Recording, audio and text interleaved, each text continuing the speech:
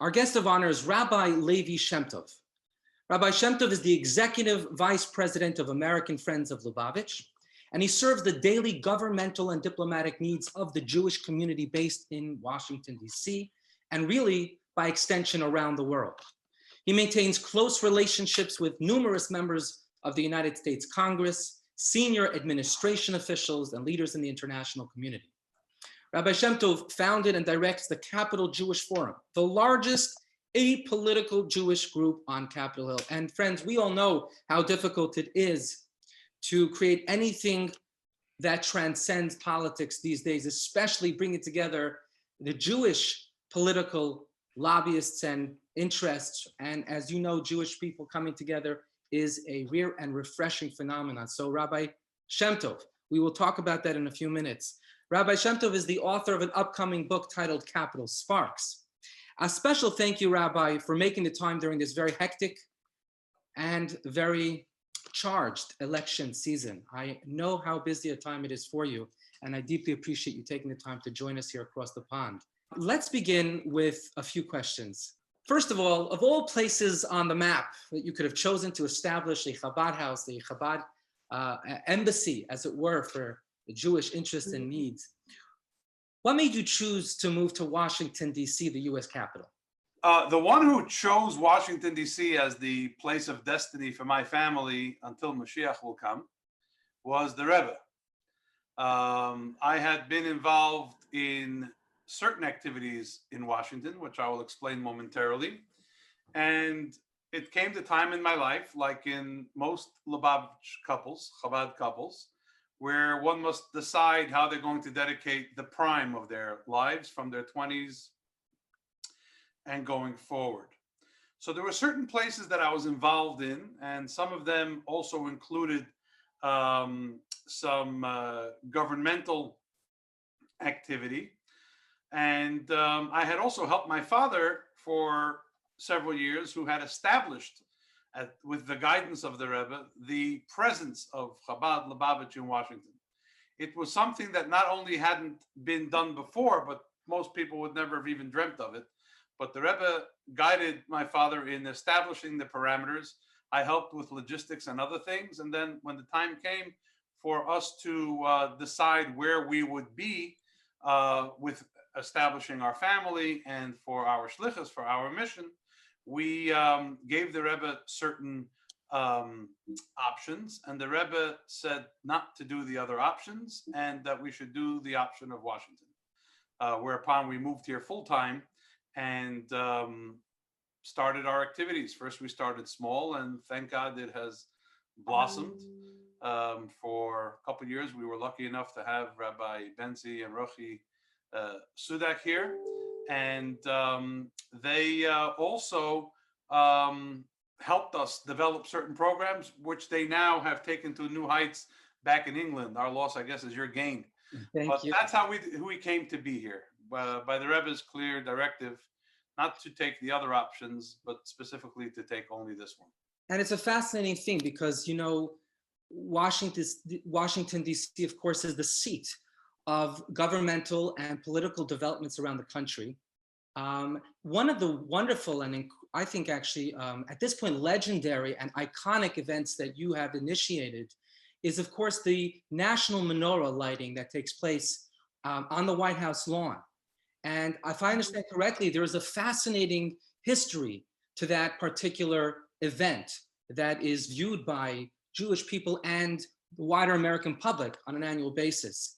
And I believe, Rabbi Menachem, your son, Rabbi Levi, can you share perhaps some of those pictures with our audience, starting probably with the very first menorah lighting, if I understand correctly, led by your father and President Jimmy Carter during a particularly challenging period for the American people. Do you care, Rabbi Levi, can you share with us some of the details explaining this picture and then some of the pictures to come? Well, as you can tell, the menorah lighting at the White House was established not by me, but by my father. So when you say about you and your father, while my son is on this program as well, the presence of Chabad Lubavitch in Washington is now a tri-generational or a three-generational enterprise. So the one who established this program of the National Menorah, which has now become iconic around the world, was actually my father. Although since before my actual moving to Washington, I helped to develop it into the new phase that we see today. Can you tell us about the history? The history was very simple. In 1974, my father went to Independence Mall in Philadelphia and put up a menorah that was, I don't know, 4, 5, 6 feet high, just as an expression of a celebration of religious freedom. And following that, there were other similar menorahs erected in other places around the country. And in 1976, I remember as a little child attending the lighting of a large menorah, the largest possible menorah. It was 30 feet high, which I guess is about 10 meters, the highest amount or height allowed by halacha. And the mayor came to light it, and it was a beautiful scene, especially since 1976. We celebrated 200 years of independence from England. I'm sorry, but that's what the story is. And I remember thinking as a child, wow, this independence is very special. We could light a menorah in such a prominent place. And learning in school about the 200th anniversary of America and seeing lighting of a menorah by my father and the mayor in that square of Independence Mall. And let's note, when my father saw his father light a menorah, it was probably in secret somewhere in the Soviet Union. That made a profound impact on me and basically started what became a very important part of my communal life, which is building and expounding upon the message of Hanukkah and specifically menorah lightings. Now, I must add that when he applied 2 years later in 1979 to create what is now known as the National Menorah in Washington, D.C., the application was denied. And at that time, there was a domestic policy advisor to President Carter named Stuart Eisenstadt, and he went to the Secretary of Interior, who denied the permit, and said, you have two choices. Either you give them equal treatment and allow this menorah to be erected there, or I'll go to the president on this and you're going to lose. So he approved the permit, and then President Carter came out to the lighting. The first time he exited the White House compound because of the Iranian hostage crisis that was happening at that time, and spoke about hope and light and the message of the menorah. We came to the tail end of that celebration because we had traveled with Russian immigrants who had, left the Soviet Union. And as we all know, the late 70s was a time of great immigration of Russian Jews to America. And when I saw them dancing with joy and the huge menorah, not even in Independence Mall, but even more prominently in what was Lafayette Park. We've since moved it to the other side of the White House now on the ellipse, for those who know the minutia of Washington geography. But to know that the police were there and guarding the celebration, it even further impacted me about the importance of this Jewish tradition in American Jewish life, and prompted me to become very dedicated to the development of it.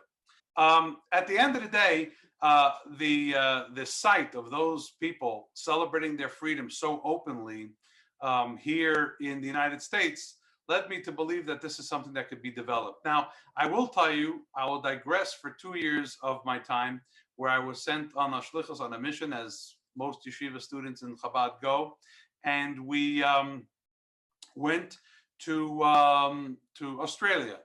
And Australia was celebrating its bicentenary at that time. It was 1988. And there was a Lubavitch businessman who had visited the Rebbe and came into the yeshiva one day all excited, saying, the Rebbe told me it's the 200th anniversary of Australia, and that it should be used for all kinds of great things. And he says, we have to do something special.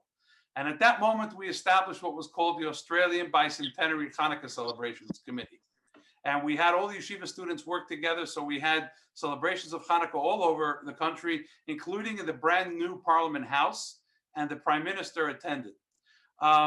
And obviously that was more in the Commonwealth system, so it gave me some exposure to different societies. When I came back to the United States and we moved to Washington, I remember remarking to my wife that that was beautiful in Australia when Hanukkah was in the summer, and we can do a celebration in Sydney, Australia, and get thousands of people. But here in Washington, I guess we're going to have to get used to having a few dozen or a few hundred. And she said to me, oh, absolutely not. You'll work it and work it, then you'll see you'll get thousands here too. And indeed, over the last 10, 15, 20 years, we've built it up to the point where there are thousands of people that turn out every year and tens of millions who watch on television. And in a far cry from those struggles where I see you put on the screen part of the crowd. And if you notice the picture on the screen, you'll see a lot of media coverage as well. We've been on as many as 1,800 TV stations with a broadcast or news coverage covering this lighting. And today, in a far cry from the struggles to get the permission of years ago, the Secretary of Interior actually attends this event and is an honored guest as he watches that celebration of freedom on the ellipse. And I can tell you that there are many places where permission for a public menorah lighting and so forth are obtained in some small part due to the efforts here, because other governmental authorities see this and want it replicated. Wow. You know, Rabbi Levi, I want to ask you, if you don't mind jumping in. Over the years, you've met many of the United States presidents, and I believe we have some photos, and I'd love to hear a little bit more, if you're happy to share, about those personal relationships and the people behind those the global personas and some of the activities or interactions you've had with these individuals. In this particular clip with President Obama, can you share with us what's going on? You'll see that there's a little girl and a little boy, and Rabbi Chava Hecht, who is the most senior female educator in the Chabad movement today. She's been a teacher for over 70 years. What happened was that was the year of girls' education, a special initiative of the First Lady at the time, Michelle Obama. See that there's Rabbi Hecht with that little girl and the little boy. And I want to tell you a little bit about that. First, let me tell you how we came to be in the Oval Office that day altogether. The Rebbe proclaimed the year of 1977 as the year of education, and a year dedicated to education. And what happened was that my father had worked with people in the Carter administration to issue a proclamation designating the Rebbe's birthday as Education Day. And every president has signed a proclamation each year on the day that corresponds to the Rebbe's birthday, focusing on the theme of education. And there you have President Trump with a similar proclamation.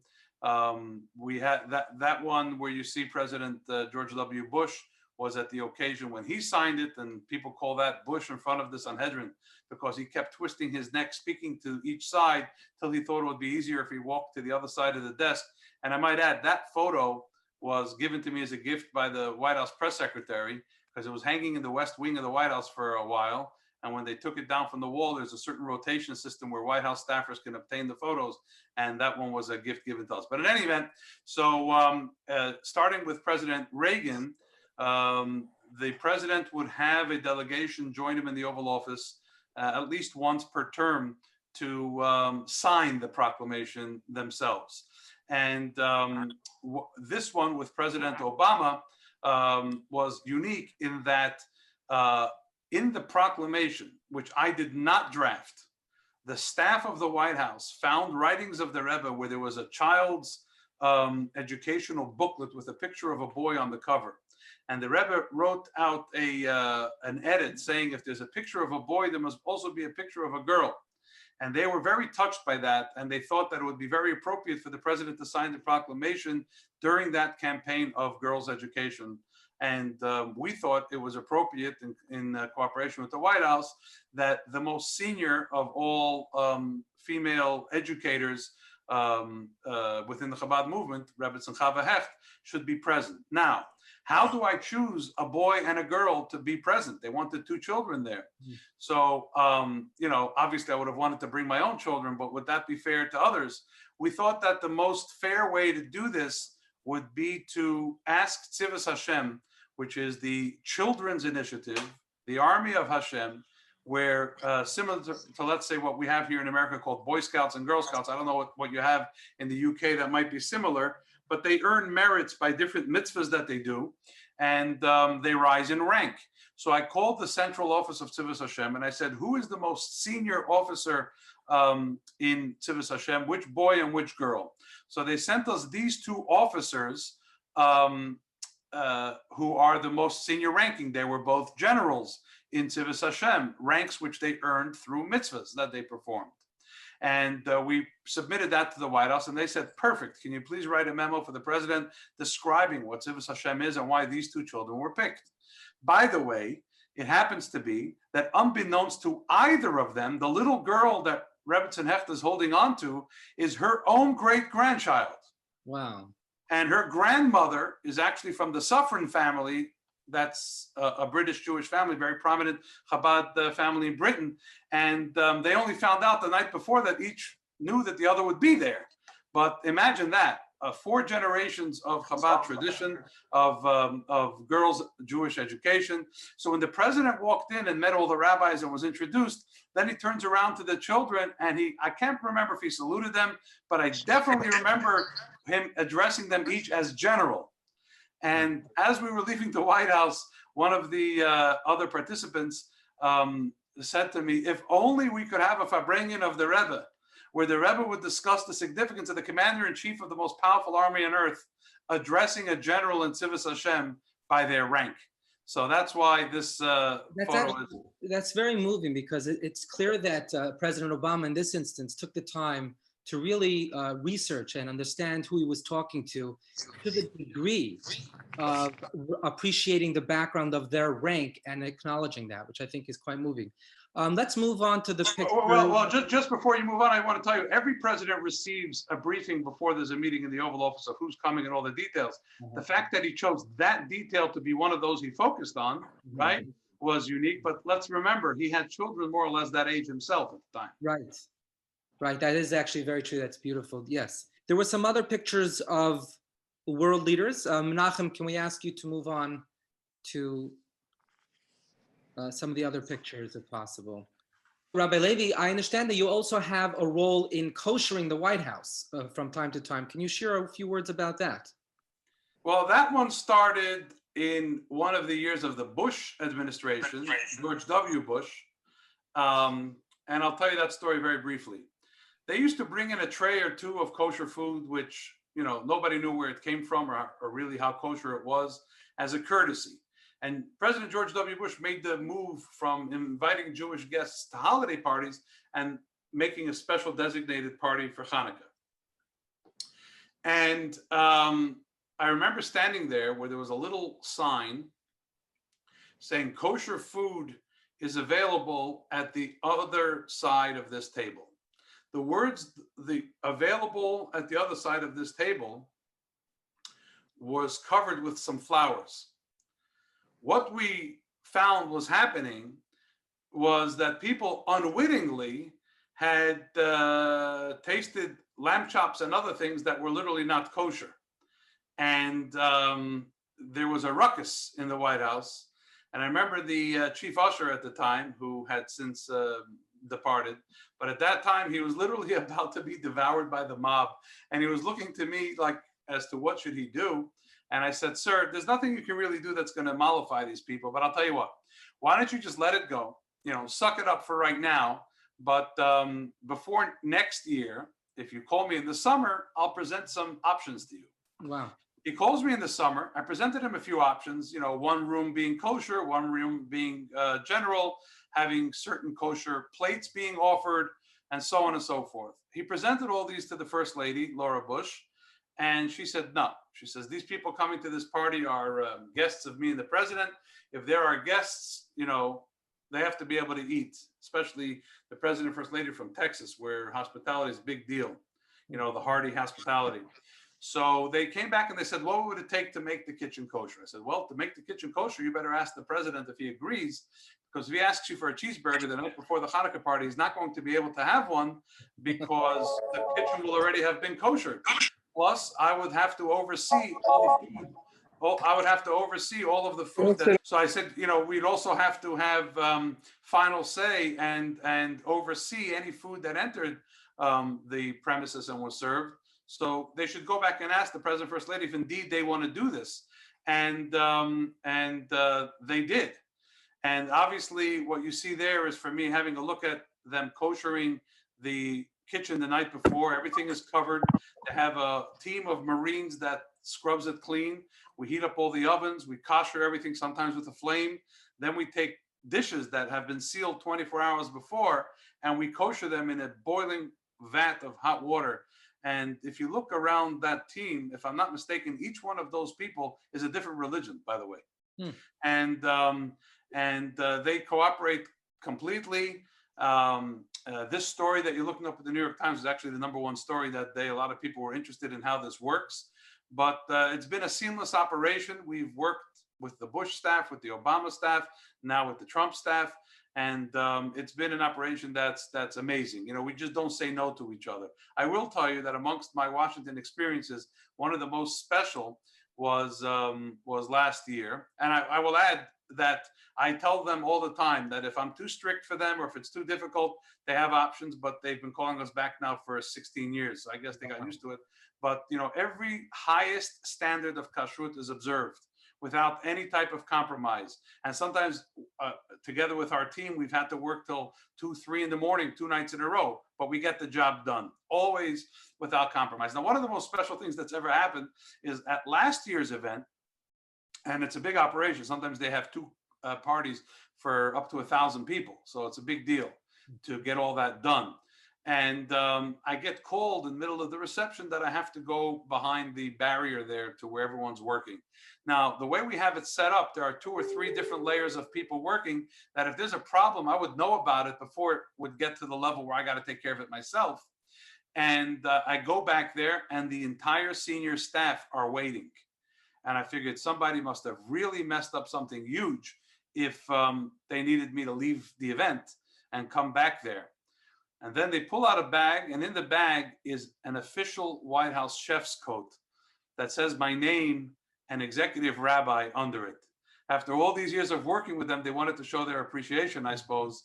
And it was a small token. The monetary value was not significant, but the meaning of people who are either Catholic or Buddhist or Hindu or whatever religions they are, and they are all of those, learning and adapting to serving food at this level, and of this level of kashrus, I guess is something which, you know, our forebears could only have dreamt about, and here it was in a living reality.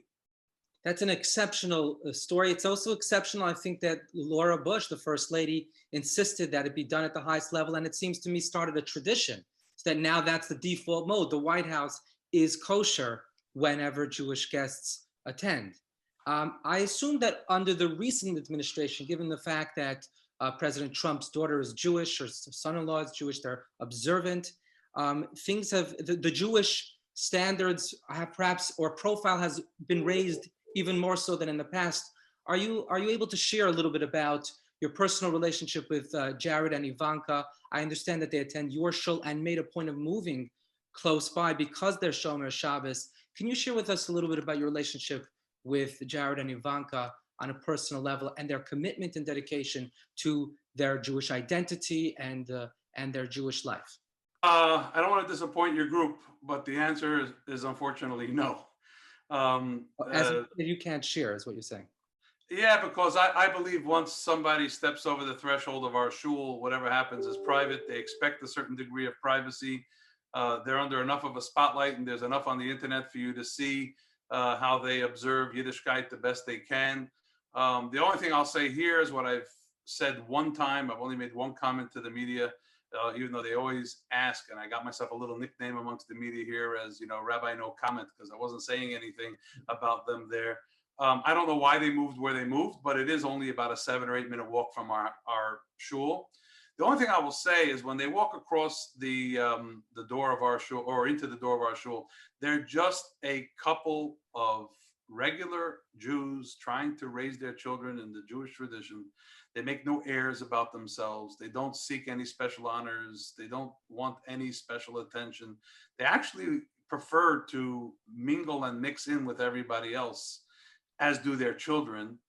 And I think everyone appreciates that. I mean, there is a whole security ruckus, which you cannot avoid, but that stays outside the actual shul. That's beautiful. I think that's Well, actually very, I think, a very beautiful answer, Rabbi Shemtov. I commend you for that. Despite being very interested in learning more detail, I think it's a really a beautiful example you're setting for what a shul should be like, which should transcend politics and transcend, even one's professional public life. And that's really precious. And that actually brings me to an important question, which is, well, I just want to tell you, that's the way they want it. And, obviously President Trump had detractors. After he was elected, some people were very upset, especially after the papers wrote that they were coming. I didn't tell anyone, but the papers wrote that. And people were saying, you can't let them into the shul. We'll leave if you do. And I said, look, it's not my shul. This is God's shul. I only run it. And everyone's welcome here, except for people who say other people are not welcome.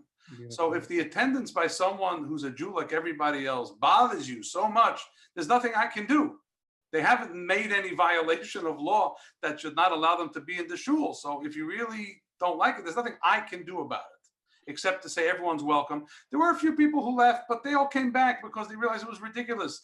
This is not a political place. It's a religious place. Would you leave a hospital because they were in the hospital? So, and especially since they're so humble in their demeanor in the shul, obviously Corona, that's not been that much lately, but because they're so humble in the way they act in shul, always taking a second to speak to anyone who walks up to them and so forth, not being, haughty in any way. I think that proved the point and now makes it a happier, situation. That's a very powerful teaching, actually. It should serve as a role model for Jewish communities around the world, and Jewish homes around the world, and Shabbat dinner tables around the world, where unfortunately we now have learned about the deep divides and even family, sibling rivalry that break out over politics. It seems that of late, politics has taken a much more passionate and emotional tone, such that it is tearing away in some instances at the fabric of long-standing relationships. Rabbi Shemtov, it brings me to an important question. You are probably one of the few people and organizations in Washington whose mission is apolitical. At your Shabbos table, as you just discussed in the shul, public events, you manage to gather people from both sides of the aisle. And this is becoming increasingly rare, and like I said, should serve as a model for communities around the world. So a few questions for you. First of all, how do you create and maintain an environment that transcends politics, especially during election season? And the next question is, I understand you do a very important event every year that brings politicians from both sides of the aisle together. Are you able to share a little bit about the background of that event and some of the highlights throughout the years of the characters that came together from polar opposite sides of the spectrum? Well, let me tell you, the picture you have up there now is exactly 25 years old. On the left of there is the speaker at the time, Newt Gingrich, and on the right is John Lewis, the great civil rights leader who actually recently passed away. And he reminded me of this event when I spoke to him literally a couple of weeks before he passed. I probably am the last rabbi who ever spoke to him, if not one of his last friends who spoke. He wasn't taking many phone calls. But what you see there, and you see a photo in between them, that's a photo of the Rebbe. And that's at an event that we have here in Washington called the Living Legacy Conference. And it brings people together from both sides. These were two arch enemies. Imagine if you had an event in London and the two people shaking hands and smiling at each other were Boris Johnson and Corbyn. I mean, I don't know how soon that would happen in the UK, but that's exactly what you see in this photo. And whose photo is right behind them? That's a photo of the Rebbe. The event was the awarding of a Congressional Gold Medal to the Rebbe, something that only happened 100 times or so in the history of the United States at that time. And they were greeting each other, and then each one gave a speech about how they don't agree with the other on anything except this. But they were the two major sponsors of the effort to get a Congressional Gold Medal for the Rebbe. So that took a lot of navigation. And, there is John Lewis being honored years later at our dinner that we have, our annual benefit dinner. And at that event, he remembered the Congressional Gold Medal event. And when I introduced him, I said he's stared down the worst of humanity, which was the racism in the South, with the best of humanity, which was not weapons, but just sheer will and spirituality. Now, this picture that you see with my finger in the air is in a very unique room called the Mansfield Room in the United States Capitol. Standing on one side is the majority leader at the time, Eric Cantor, a Republican, majority leader of the United States House of Representatives, Congress. And on the other side is a woman named Debbie Wasserman Schultz, both longtime friends of Chabad from their homes in Virginia and Florida, respectively. And they both came to celebrate Hanukkah with us in the Mansfield Room of the Capitol. You never would have seen a photo like that before, nor had there been one since, because they don't get together for anything. I mean, at the time, Debbie Wasserman Schultz was not only a senior Democratic member of Congress, but the chair of the Democratic National Committee. So there would be no place where the two of them would come into the same room, even if they would support the same effort. And I must have been talking about, the Holy One above. I don't know why else I would point that finger, or saying that we're ultimately one people, or whatever it was I was saying that had to do with the number one. And there's George Washington looking down on us from the wall thinking, yeah, maybe this is what I had in mind. Everybody coming together once in a while, despite the rancor. That photo you see of President Clinton is the presentation of the Congressional Gold Medal itself. And you see John Lewis is there. Newt Gingrich, for some reason, didn't show up. I don't know if he was invited. It was a Democratic White House. But something that was almost prophetic is next to my father, who's holding the medal with Clinton, you see Al Gore and Joe Lieberman. And if someone were to sort of crop out those two faces, that was a national presidential election ticket. Not too many years later, if you zoom in, you could see that. And then Rabbi Krinsky, the Rebbe's secretary, standing right there. And I'm standing in the background because I wanted to make some room for my elders. But one thing you can't see in the photo is about every minute or so, Vice President Al Gore kept tugging at my sleeve. He sort of like felt bad for the young guy who wasn't part of the scene. But, putting that photo together was not a simple feat. But obviously, it denotes a medal that was brought together by both sides. There you see Joe Lieberman, and there you see Al Gore, who then were there together. Very good. So if you have any of the other things that you want me to explain. Sure. I actually have a clip of John Lewis speaking. Maybe I'll share that. Today, the Rebbe will be sincerely awarded the Congressional Gold Medal. It is a fitting and honor for a great man, a man who dedicated his life to helping others and to bringing people together. One of your speakers this morning, the Speaker of the House, and I have many disagreements. Some people will say that we agree on almost nothing at all. But there's one thing, there is at least one thing on which we do agree. That is the awarding of this medal. This award, this medal for the Rebbe did that. It brought. You couldn't put it better.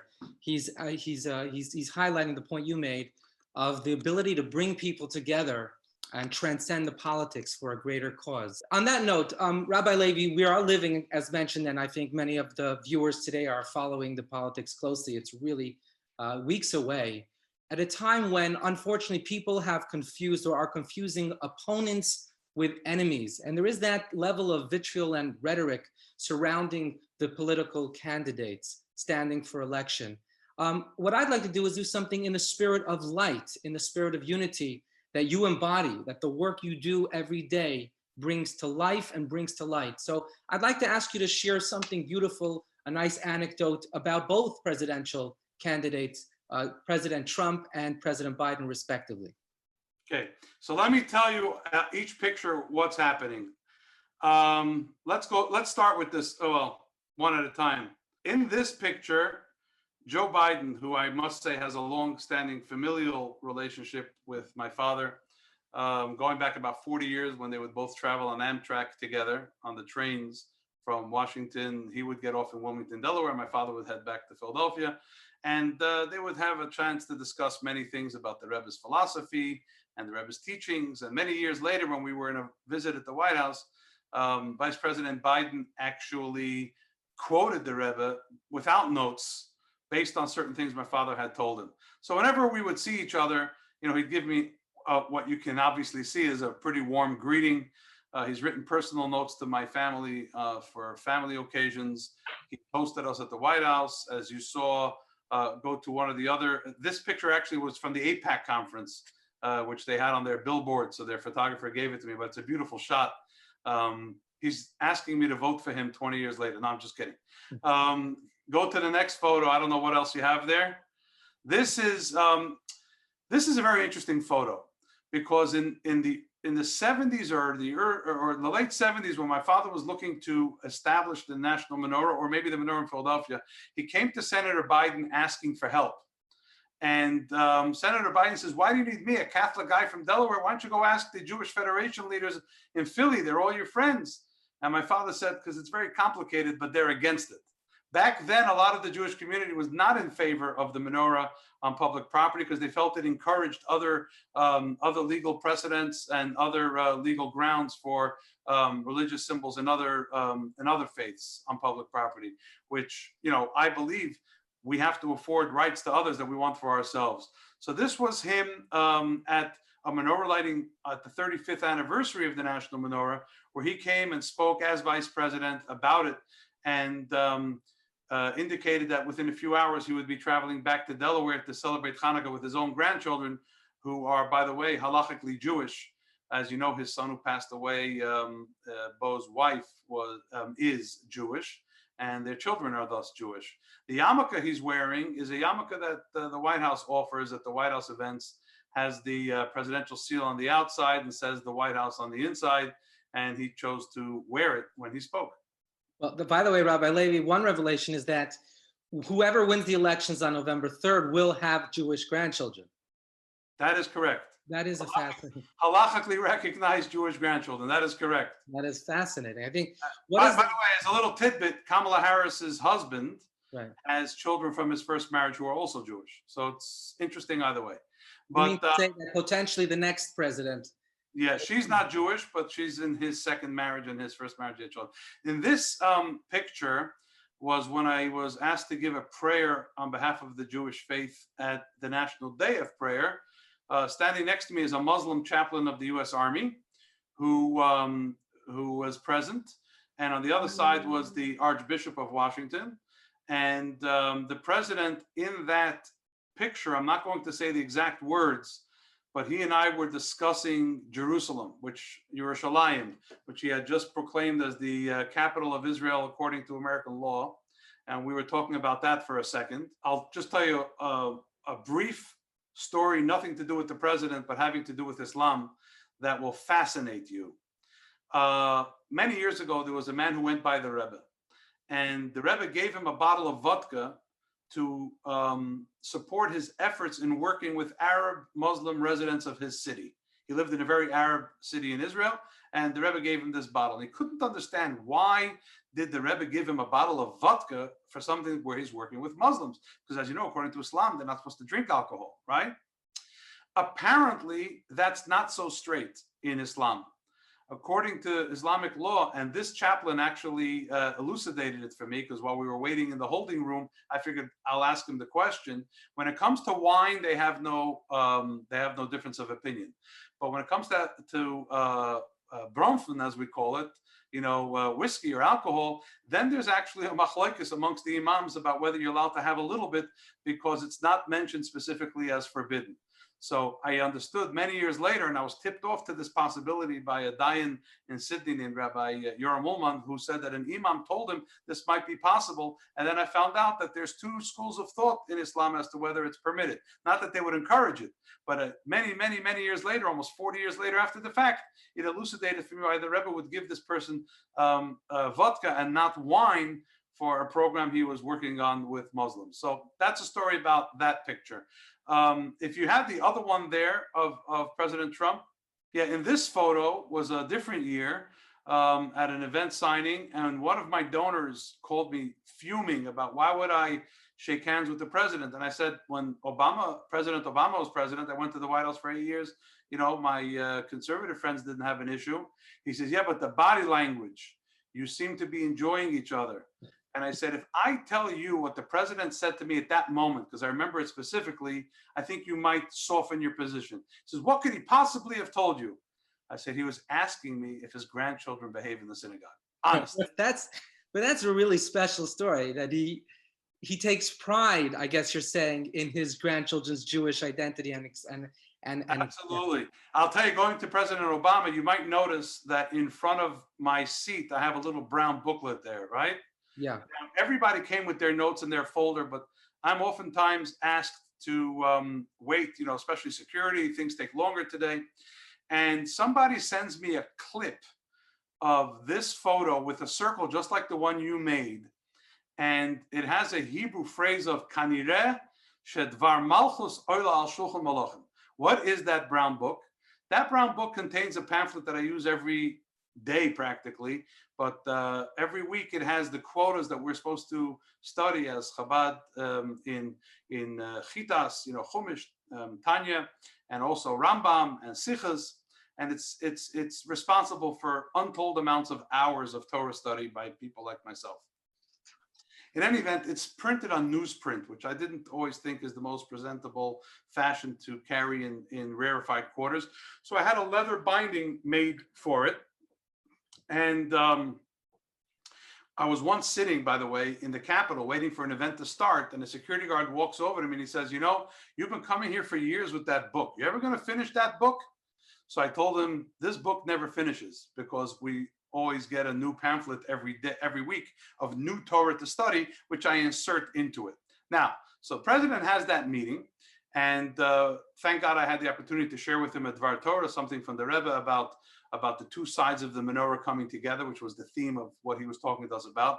But that theme, the quote from the Israeli paper of Dvar Malchus Oila al Shulchan Malachim means that the words of the royal words are fit for the table of a king.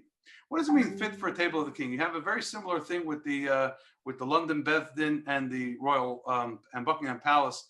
There are certain Jewish laws which are mandated by whether the food is a good enough or great enough food to be served on the table of royalty.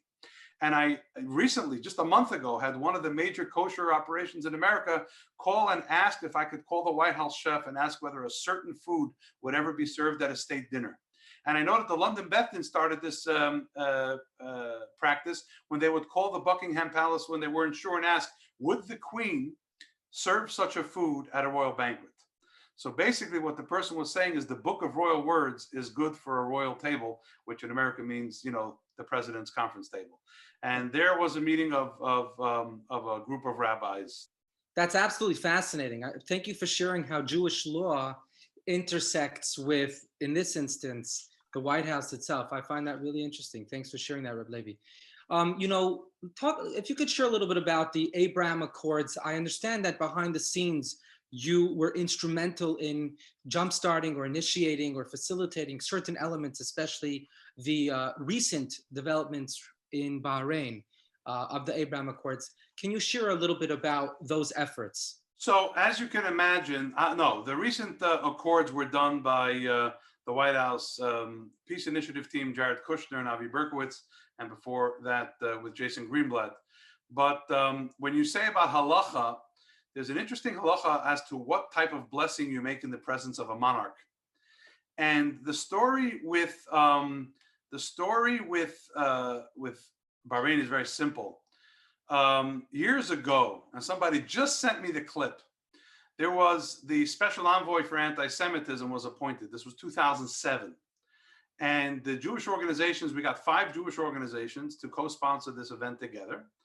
And we invited the diplomatic corps, all 190 ambassadors. We looked at the list a week out and we see that there is the Saudi ambassadors coming.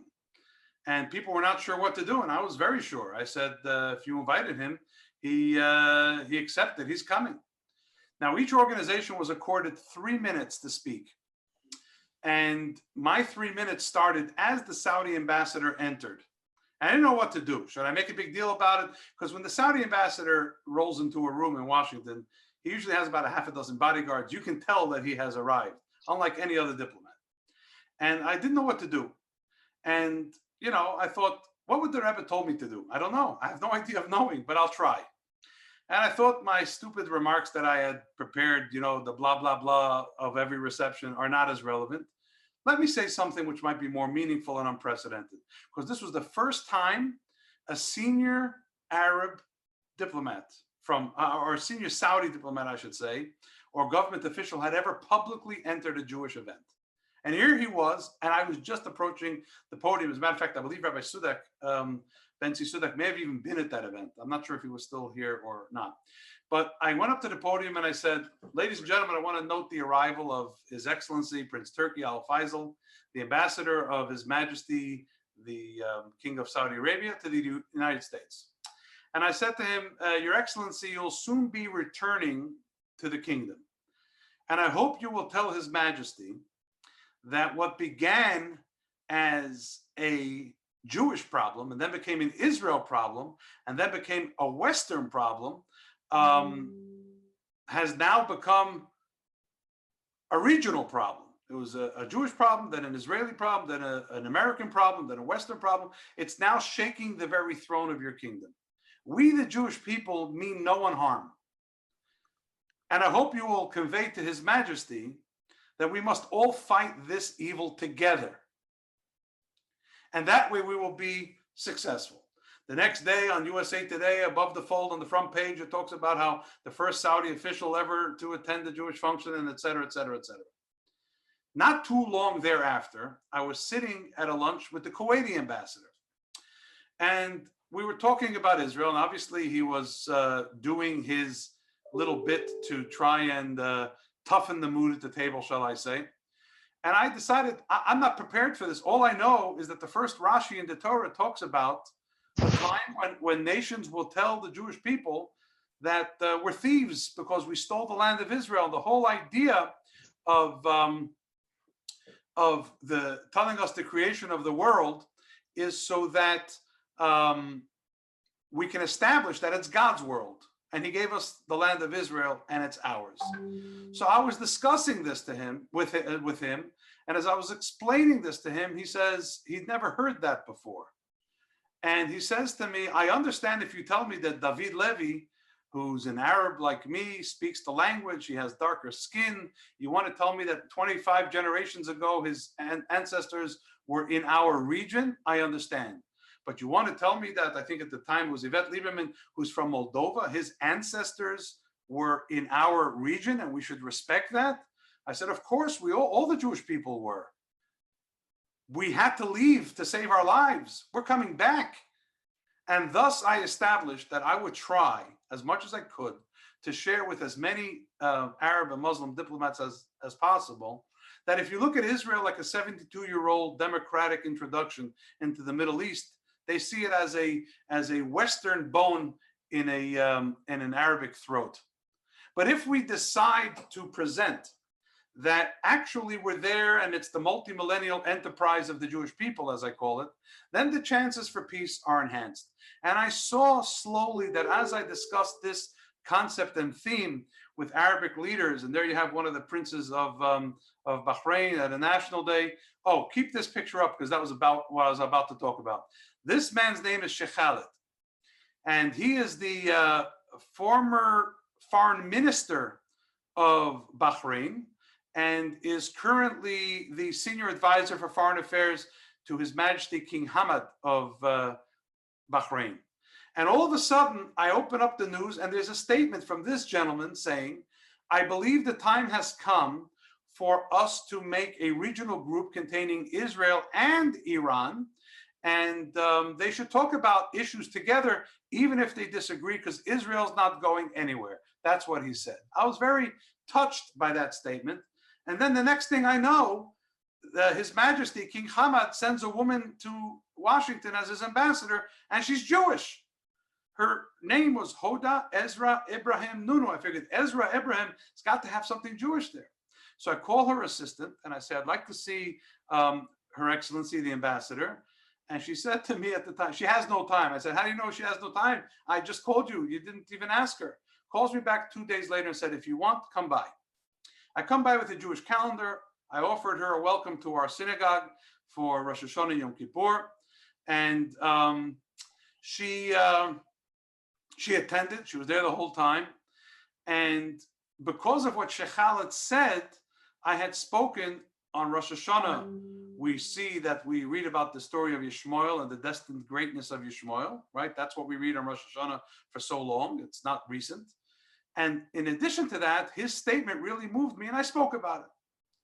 So she went and I guess told him about this speech. I'm not exactly sure how it eventuated from there, but the next thing I knew, he wanted a meeting with Jewish leaders and asked whether I'd help to facilitate that. And I said I would. The day after you lift your ban on Israeli diplomats, I'll be very happy to facilitate it. In other words, if you let your ambassador here meet the Israeli ambassador here, then I'll be happy to facilitate the meeting. And 2 weeks later, she called and said, Sheikh Khaled said it's fine, which means it has His Majesty's approval.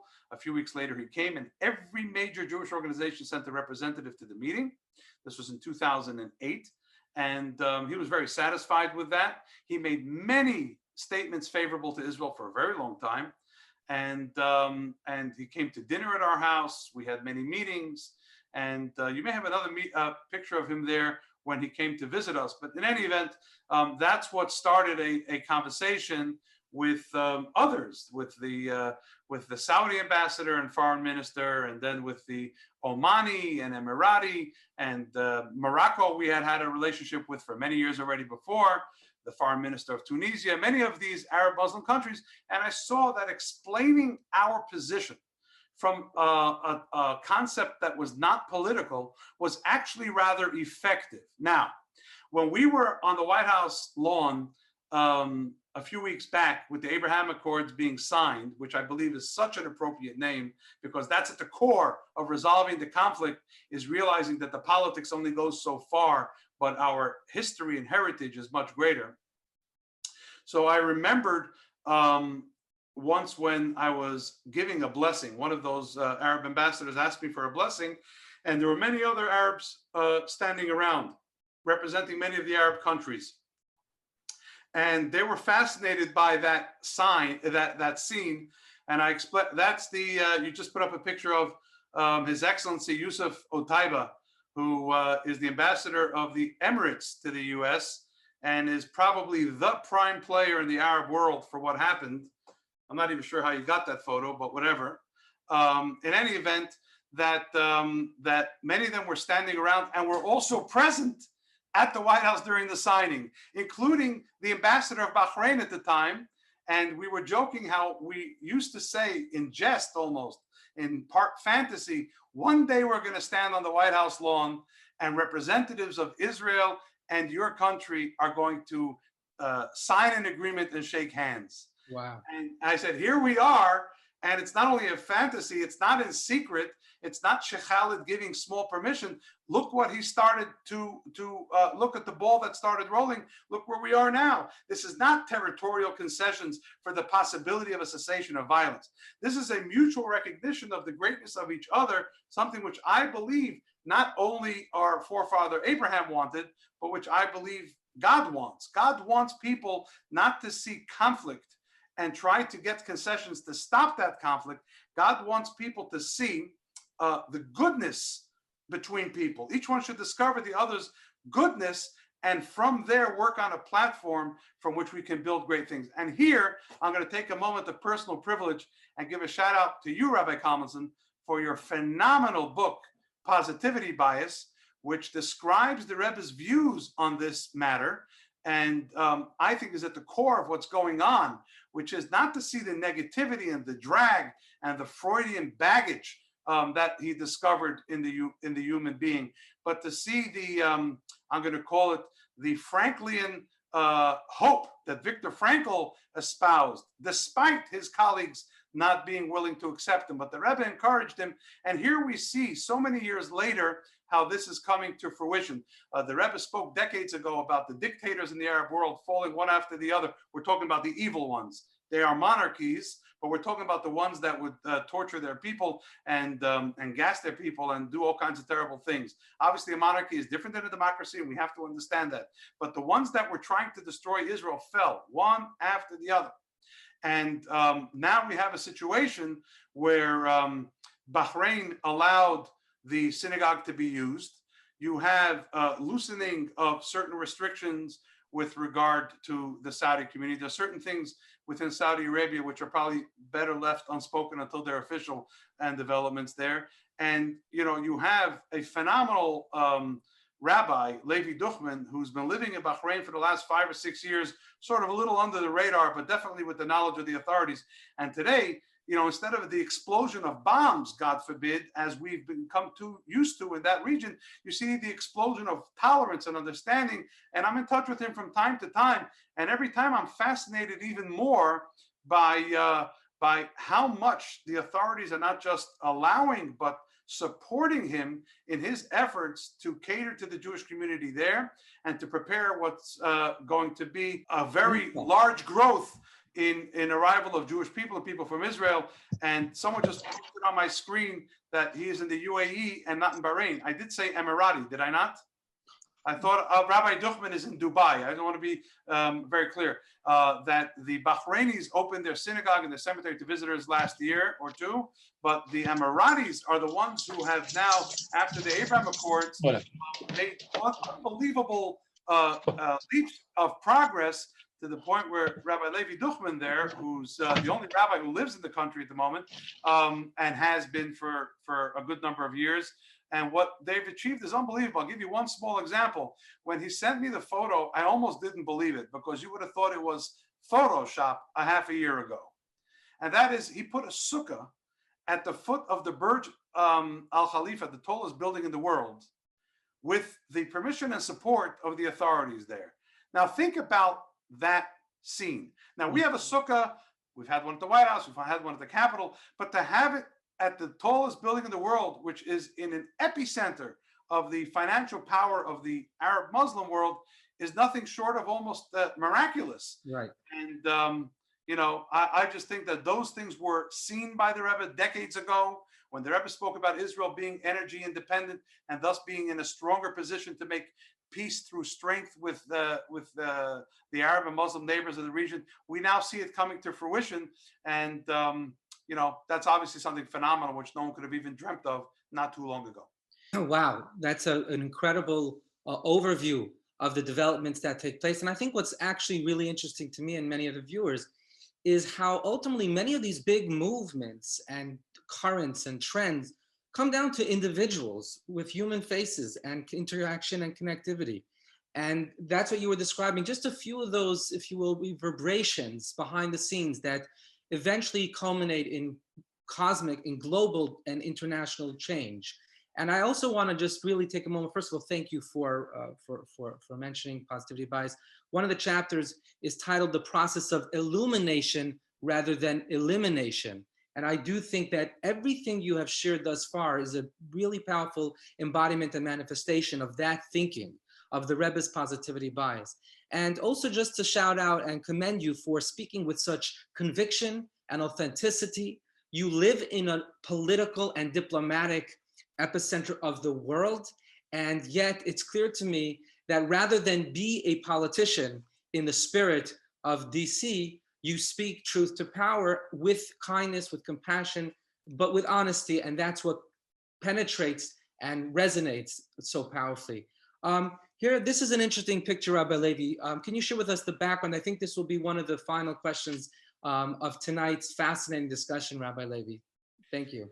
Years ago, we initiated an effort to write a Torah called the Washington Torah. And my dream and basically my life's work has always been to bring to the public sphere, and this should answer your question as to how I'm able to do what I want, what I do. So I have two answers. On a spiritual level, I believe it's the Rebbe's brachas, because I know that even though God blessed me with some talents, every person is corporeal and therefore limited, but I see the Rebbe's brachas every day and how things come together and his blessing for my shlichus is fulfilled.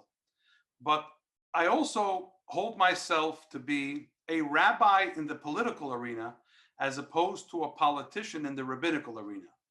And therefore, every opportunity I have, I try to bring the message of Yiddishkeit, the Rebbe's teachings, to an environment where people usually are not used to hearing or appreciating opinions other than their own. So we started to write a Torah where we would dedicate special psukim passages to locations that are connected to those passages.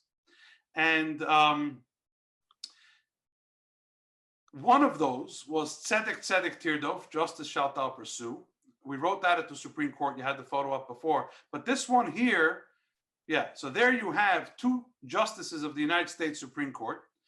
On the left, you have Justice Alito, who's actually on the right judicially. And on the right, you have Elena Kagan, who's a liberal justice. And the two of them came together to host a crowd, a very small, exclusive crowd, in the writing of the words Tzedek Tzedek Tirdov into a Sefer Torah. And the photo you had before, there's my father there talking to the sofer about which letter they were writing. And you had a photo before with the Secretary of Health and Human Services, where my wife and I joined him and the sofer in writing the words Verapo Yirapeh, and you shall surely be healed, which is the basis in Jewish faith for seeking and heeding medical advice. And that on the left is Secretary Alex Azar II, actually a Lebanese Christian, I believe, in his lineage. And he was fascinated by how this ancient custom of writing a Torah was replicated right there in his office with the words that pertain to them. Now you had another photo of the sofer I saw. So this was at Zoo Lights, which is a very famous program at the National Zoo. And there the sofer is writing the story of Noach and the Ark and all the animals who came to the Ark. And at some point later in the process, I hope to go back to the zoo and write the names of the animals in the cages where each animal is. Wow. So that takes a lot of work. And, we're getting there. It's a long process. It's been going on for years. But we wrote the passage of Kitiv Nebayis Chodosh, when you build a new house, in the Secretary of HUD's office, Housing and Urban Development's office. Wow. We're going to write V'nasati Shalom Ba'aretz, I'll put peace in the land, at the U.S. Institute of Peace. V'yanusu misanecha mipanecha, your enemies will flee from before you, at the Pentagon. We have other passages for the U.S. Treasury, for the White House. But with Corona, that's been suspended. But we're going to re-engage once we get past this. How about Soim Tasim Alecha Melech, the mitzvah to appoint a king in the Oval Office? That you'll do in Buckingham Palace in England. We don't have kings here. The chances of that being written in Buckingham Palace are probably slimmer than them being written in the Oval Office. I'm not so sure. When for 10 years I spoke about writing those passages in the Supreme Court, which is a very tough place to get into and have events at. But my kids brought me a little gift, like a little trophy, when they said, if you can do Tzedek Tzedek Tirdov with the Supreme Court, you can do anything. I'm telling you now that you probably are in a pretty good position at this point in time to get something like that done in England. I mean, you have similar locations. You could do the same thing. It's such a fascinating idea, Rabbi Levi. It strikes me as very creative and really ambitious, but also really reflective of a spiritual idea that we learn about in Hasidus, which is the purification, as it were, of the environment, of the universe, of the atmosphere, by reading, speaking, writing, engaging in words of Torah everywhere and anywhere. We actually elevate the world on some level. And I think that this is an incredible demonstration of that idea, especially because you're going to those houses, the seats of those particular institutions and powers. So it's incredible. Have you written about this at all? Is this, I'm assuming, going to be a chapter in your upcoming book, Capital Sparks? It's an incredible concept. Well, here's the story. You just had a photo before just a second ago of Madame Lagarde, who's now the president of the European Bank. And besides me, there's a senior official of the World Bank. Next to him is Stanley Fisher, who is the deputy managing director of the International Monetary Fund and the governor of the Bank of Israel, deputy chairman of Citibank. Next to him, the tall fellow there is Ambassador Ron Dermer of Israel. And next to him is Luis Alberto Moreno, who until a few months ago was the president of the Inter-American Development Bank. That's the similar institution for Latin America. This year, I don't know if you have the photo someplace or not, but we had Kristalina Georgieva, who's the managing director of the IMF now, and David Malpass, the president of the World Bank. And they bring many bankers from very different countries together at one of those locations, and we celebrate Hanukkah. Now, part of this has to do with the Rebbe's message. There she is being honored at our dinner when she was the CEO of the World Bank a couple of years ago. And part of the reason we do this is, the Rebbe had a message for the world. And the Rebbe's message, I think, can be related to every day when we say the Shema, the central prayer, where God talks about commanding us today. What day is that? So as Rashi teaches and the Rebbe expounds and always reminds us, that today is every day. The Torah is not anachronistic. It's not antiquated. It's very present. And all you have to do is say it with sincerity and listen to the first halacha in Shulchan Aruch, the first Rashi, and which talks about the Jewish rights to the land of Israel. And the first halacha, the first sentence in Jewish law, where you should not take any heed of the scoffers. Those are the two guiding lights of my attempt to fulfill the Rebbe's mission. And when you come with sincerity, obviously you have to take into account diplomacy and elegance and things like that. And presentation is key in a place like our city. You can convey messages to people that you think they will reject, but they won't. I remember years ago when we were talking to the Arab and Muslim leaders, and some of them looked at me in disbelief that somebody would say such a thing. They say, "You're an erudite man. How do you speak like that in the year 2000? One of them was my good friend Adel Al-Jubair, who went on to become the foreign minister of Saudi. And we've had many discussions about these things, and we consider each other very good friends. It's always a scene when we embrace each other, I would say, but in public. But today you have a rabbi in Dubai who has dozens of people at his minyan every morning and provides kosher food by law, according to the government, as an option for tourists. Just think about the revolution. Nothing is impossible anymore. After the Abraham Accords, nothing is impossible. And that's why I think that the conviction is important. The Rebbe spoke about these things when so many in the world disagreed with him. And I'm sure some of them were wondering, why is he saying these things that seem so impractical? Well, they seem pretty practical today. After all of the people who opposed his viewpoint have had their say. So I think that as Jews, we have to know we carry the mantle of our heritage, and we have to just be sure of our mission. And the criticisms will dissipate in the face of our sincerity. Just to quote your book again, because anyone watching this that doesn't have the book is doing a disservice. And I know you didn't ask me to, but I'm going to plug it anyway. If you don't have positivity bias, buy it. Because if I had to say what it is in one sentence, it's forget Freud, embrace Frankl, the Rebbe will teach you how. And your life will forever change, and you'll find a lot more goodness, which is at the basis not only of the Abraham Accords, but in many other developments. The president just announced today that from now on, anyone born in Israel that carries a U.S. passport, the birthplace will not say Jerusalem with nothing else. As of today, it'll say Jerusalem, Israel. Wow. Yeah, so that's something that went to the Supreme Court, where they lost in the Supreme Court, but then the Supreme Court ruled on a different matter, that this foreign policy call is the president's to make, not anybody else's, and the president has decided that. I don't know if it's an election thing, but he talked about this a long time ago. Trust me. I had a private conversation with him about his attitude to Yerushalayim. Not going to share it now because we have to move on. But, all I could say is don't be ashamed or embarrassed. And my grandparents, my grandfathers, who sat in prison for their Jewish observance, One has a good connection to many of the people on your audience because he was Rabbi Levi Shemtov, who the Rebbe sent to establish the Chabad movement and system in the United Kingdom. And my other grandfather and great-grandfather, which didn't survive so long, they had Mesiras Nefesh, they had great dedication to Russia. Here I am in the land of the free and the home of the brave. I can do whatever I want.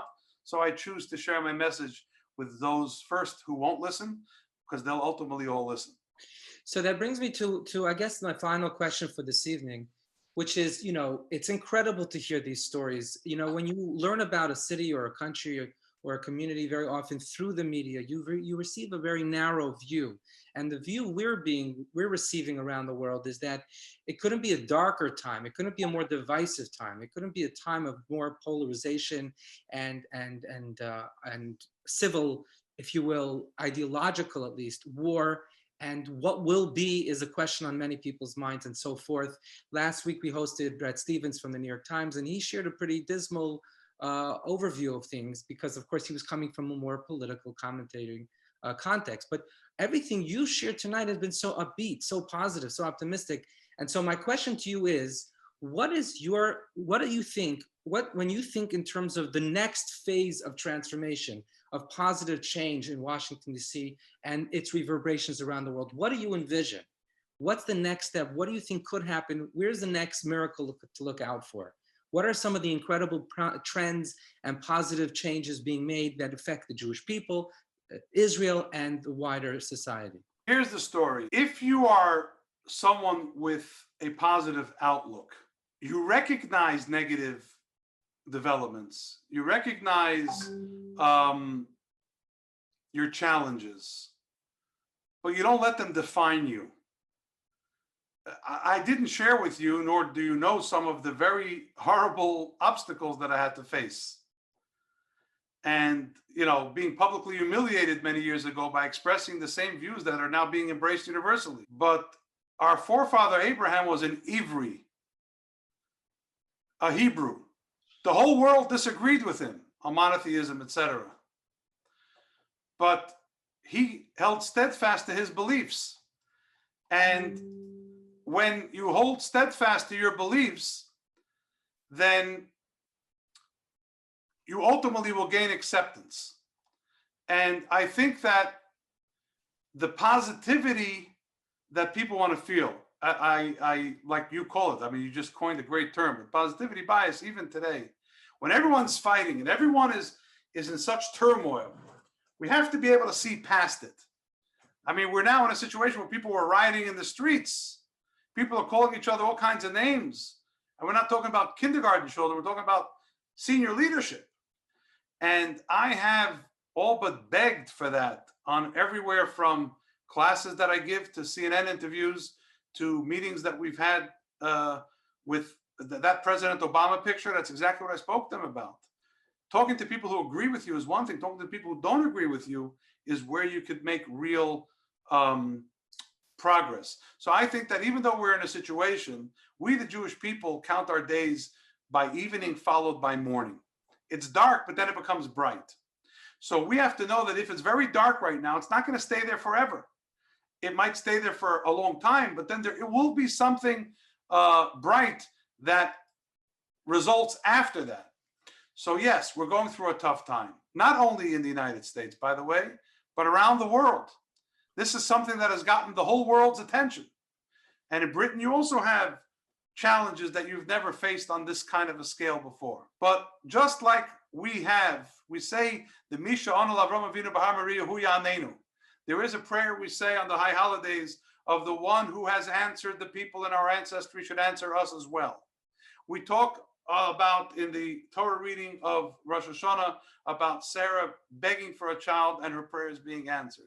We have history, the Jewish history is replete with people who are facing despondency, who then have their prayers answered. Just like the land of Israel was under threat of violence from all its neighbors not too long ago.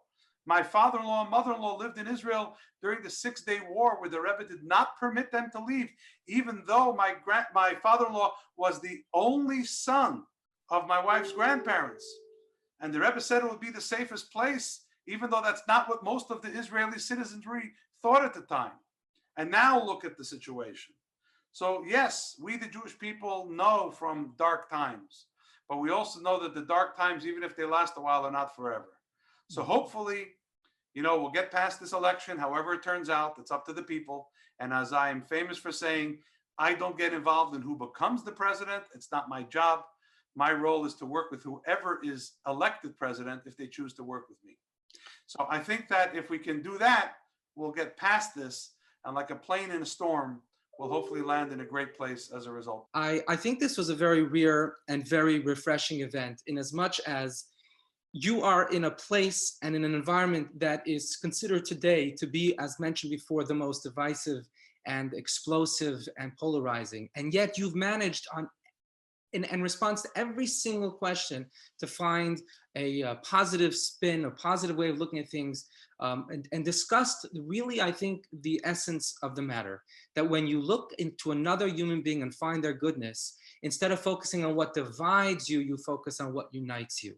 I'll never forget a beautiful story I heard from Rabbi Shmuel Lu, who was a wonderful and senior veteran Shliach HaMashpia in this country.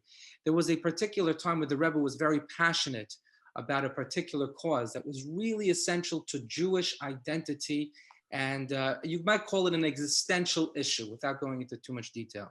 And there was a particular rabbi who took a different view, a very senior and prominent rabbi. At some point, Rabbi Lu went to speak to the Rebbe, and the Rebbe asked him, have you been in touch with this rabbi? And Rabbi Lu says, listen, I know he took a very different view than yours. I'm paraphrasing. I'm actually not saying the story literally word for word, so I just want to clarify that. But Rabbi Lu said because he chose a different view, I decided that I will disassociate myself from that particular school of thought. And the Rebbe said something very profound at the time. The Rebbe says, while he may not agree with us on one of the 613 mitzvot in terms of his perspective, we do agree on 612 other mitzvot. So let's focus on what unites us rather than what divides us. And I think you're an extraordinary example of that powerful value that I believe is something worth sharing, not just within the Jewish community, but outside the Jewish community. And may you serve as a light, not only to our nation, but to all nations through your holy efforts to bring the light, the beauty of Yiddishkeit, of Chassidus, and of humanity, Menschlichkeit, to a world that is in such desperate need of that healing light and unity. We very much look forward to your upcoming book, Bezrat Hashem, in due course. So without further ado, I would like to conclude this event by thanking you, Rabbi Shemtov, profoundly for joining us despite the hectic season. And we look forward, please God, to a follow-up session in some time to hear how the plane has landed and how things are evolving and growing from strength to strength. I just want to finish for 60 seconds before you lock it up. Rabbi Lu's connection, or my family's connection with the Lu family, was instructed directly by the Rebbe after a summer of Camp Gan Israel, where my father was instructed by the Rebbe to give the list of names to the Chabad organizations to follow up with the children who were in camp. And the Rebbe said that except for the family Lu, with them you should occupy yourself. You should take care of that yourself. So Rabbi Lu, I guess, is on this exchange. I see his name on the list. So all I could say is a line nobody will understand except for him, but I'll say it anyway, which is hello from Alabama, which is something Rabbi Lu will understand. Hello from Alabama. Thanks for having me. I want to wish you all good night in London there. And I saw you had Rabbi Sudak from Hampstead Gardens. Thank you very much. Where I actually studied in the yeshiva there for a couple of years. Very fond memories of my British time and my significant mentoring from my uncle, Rabbi Nachman Sudak, of sacred memory, and his wife, Tibad L'chaim Tei Maruchim, my aunt Fradel, who many sessions gave me the heritage of my grandfather in very vivid ways, and helped me chart the course of where we are, Baruch Hashem, today. My best regards to Rabbi Benzi and Rochi Sudak, all the people watching. Thanks for having me, And I hope to be in touch with you again soon. Thank you so much. Good night. And may we all be experiencing only revealed good and positive news going forward. Warm regards.